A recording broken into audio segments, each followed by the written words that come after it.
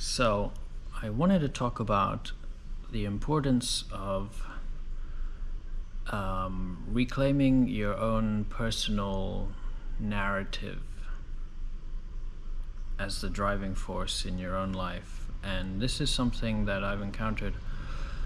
when dealing with religious trauma, that it's not the default when you have been raised in this milieu of having a dominant narrative given to you and told this is the narrative that you are going to base your life on, whether you like it or not. And it's usually, in my case, it wasn't sort of like forced on me, but it was just the air that I breathed. But it was just your world, and it's not that it's wrong to be raised with a worldview, but I think when you're coming out of religious fundamentalism, you don't necessarily realize how black and white that worldview is, and the latent black and white thinking that it requires to sustain it. And so you can leave the worldview, decide that it's not yours anymore, and but you still kind of have this black and white infrastructure in your mind. And you also may have the sense, as I had, that that your worldview is out there and it's something that's not in your control. It's just what has been presented to you, and it's not something that you actively have a role in shaping, or like in a healthy way. You should be actively participating in building your own worldview from your own experiences and things you've read and seen and people you've interacted with and things that have happened to you. And so with religious trauma, it's not the case. It's not the default to have this sense of agency when constructing your own worldview and sense of narrative for your life. And the idea that your own personal narrative is the driving force in your life is almost like heretical. It's like, well, no, obviously it's God, and it should be God from a religious fundamentalist point of view. I just wanted to highlight that and say that a key recovery move is identifying this misplacement or minimizing of your own personal story and your own personal narrative as actually that's the reference point, really,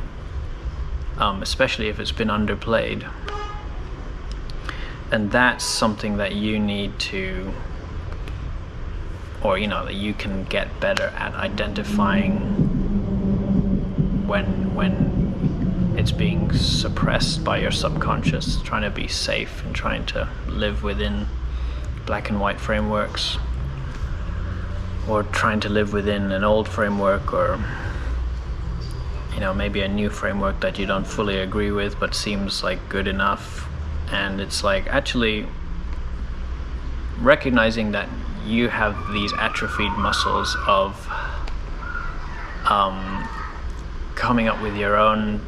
narrative and your own version of things that's just as valid as everyone else's,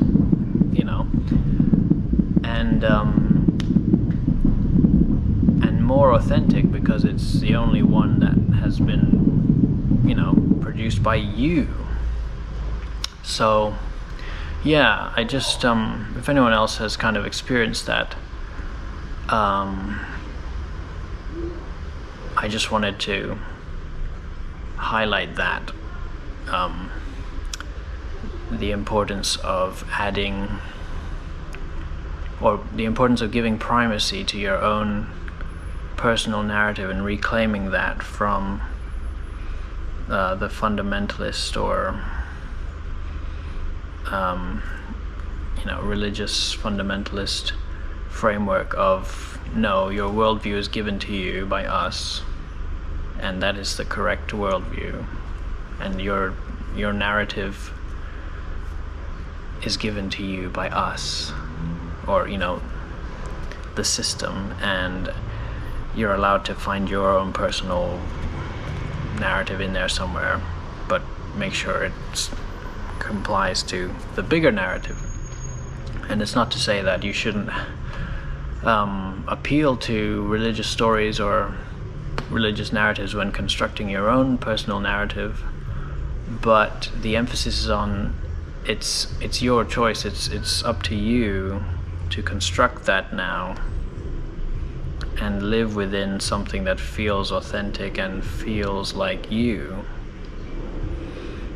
And that's honestly a little bit harder than receiving the black and white narrative that has a lot of easy answers packaged into it, but it takes time, and it's something that your atrophied muscles will hopefully reintegrate and get better at, and you start to feel more comfortable in your own sense of story and your own sense of narrative, and having that as the driving force in your life. And yeah, that's what I wanted to say.